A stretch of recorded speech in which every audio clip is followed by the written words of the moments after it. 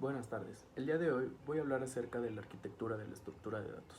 Bien, como pequeño recordatorio, sabemos que las bases de datos son programas capaces de almacenar una cantidad de datos relacionados y estructurados que pueden ser consultados rápidamente de acuerdo con las características selectivas que se deseen. Ahora, iniciamos mencionando que dentro de la arquitectura de la base de datos existen 4 tipos de usuarios involucrados, los cuales son usuarios normales, los programadores, usuarios sofisticados o analistas también llamados, y los administradores de las bases de datos. Estos se encargan de gestionar las bases de datos de diferentes sistemas informáticos. Su trabajo consiste en verificar que sean seguros, además de reorganizarlos para hacerlos de manera más rápidas y fáciles de usar. Después tenemos a los usuarios sofisticados o también llamados analistas, que son quienes interactúan con el programa sin escribirlo. Revisan cada uno de los detalles, comúnmente utilizan un diccionario de bases de datos para especificar de una forma más concreta a los programadores lo que se quiere lograr.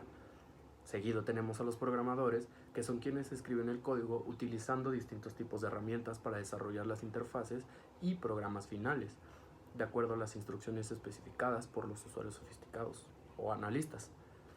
Por último, tenemos a los usuarios comunes, que son quienes terminan utilizando el resultado final en el que se estuvo trabajando previamente. Como ejemplo, tenemos a cajeros bancarios, controles escolares, incluso un usuario común que hace compras en internet sin darse cuenta está interactuando con un sistema de base de datos. Bien, ahora continuando con el esquema presentado, hablaremos del procesador de consultas. Aquí la cosa se pone interesante, ya que aunque pareciera que ninguno de los usuarios está conectado o tienen algo en común, la realidad es que sí. ¿De qué manera? Bien, antes de explicarlo, para poder entenderlo mejor, debo explicar unos cuantos conceptos. Primero, ¿qué es un SQL? Un SQL es un lenguaje de dominio específico diseñado para administrar y recuperar información en los sistemas de gestión de bases de datos relacionales. Después tenemos al LDD. LDD son las siglas del lenguaje de definición de datos. Es un subconjunto del SQL. El LDD es un lenguaje para describir los datos y sus relaciones en las bases de datos. Luego tenemos al LMD. El LMD es un lenguaje de manipulación de datos que permite a los usuarios tener acceso a los datos organizados mediante el modelo de datos correspondiente y manipularlo.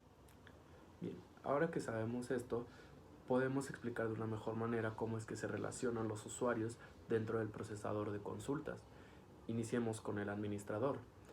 ¿Quién es el intérprete de LDD?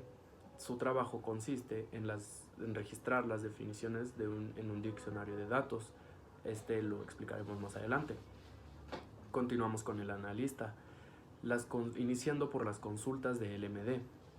Luego se encarga de la compilación y organización de LMD. Aquí se encarga de traducir las instrucciones del LMD a un lenguaje de consultas en un plan de evaluación que consiste en instrucciones de bajo nivel para que se entienda mejor el motor de evaluación de consultas. Básicamente vuelve todo más simple. Después tenemos a los programadores, quien se encarga de compilar y enlazar el programa a través del código objeto de los programas de aplicación. Pero, ¿qué es lo que los une a esto con los analistas? Bien, las consultas de LMD. Básicamente, si algo dentro del programa está mal, pueden consultarlo con el analista para poder manipularlo y que todo esté en orden. Finalmente, todo esto los une en una sola cosa, que es el motor de evaluación de consultas. Se ejecuta las instrucciones generadas por el compilador de LMD, el cual el analista se encargó de realizar anteriormente. Bien, como podemos ver, ahora lo que sigue es el gestor del almacenamiento. Empezamos por el gestor de autorizaciones e integridad. Se encarga de comprobar que se satisfagan las restricciones de integridad y autorización de los usuarios para tener acceso a los datos. Un ejemplo simple podría ser cuando utilizamos un nombre de usuario y un password. Después tenemos al gestor de transacciones, que garantiza que la base de datos quede en un estado consciente o correcto a pesar de los fallos del sistema y que la ejecución concurrente en las transacciones fluya sin conflicto alguno. Después tenemos al gestor de archivos, que gestiona, valga la redundancia, la asignación del espacio de almacenamiento de disco y la estructura de datos usadas para representar la información almacenada en el disco. Bien, y no nos olvidemos del gestor de memoria intermedia. Este es fundamental en los sistemas de datos, ya que permite que se manejen tamaños de datos que son mayores que el tamaño de la memoria principal. Este es el responsable de traer los datos desde el disco de almacenamiento a la memoria principal y decidir los datos a guardar en la memoria caché.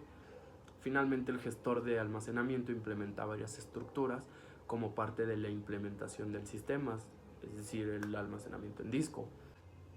Bien, ¿qué tenemos en el almacenamiento en disco? Tenemos principalmente a los datos y a los archivos de datos que almacenan la base de datos en sí misma. Después tenemos el diccionario de datos, almacenan los metadatos acerca de la estructura en la base de datos. Y finalmente tenemos a los índices, que funciona por ejemplo como el índice de cualquier libro, proporciona un acceso rápido a los elementos de los datos. Y bien, eso sería todo por mi parte y agradezco su atención.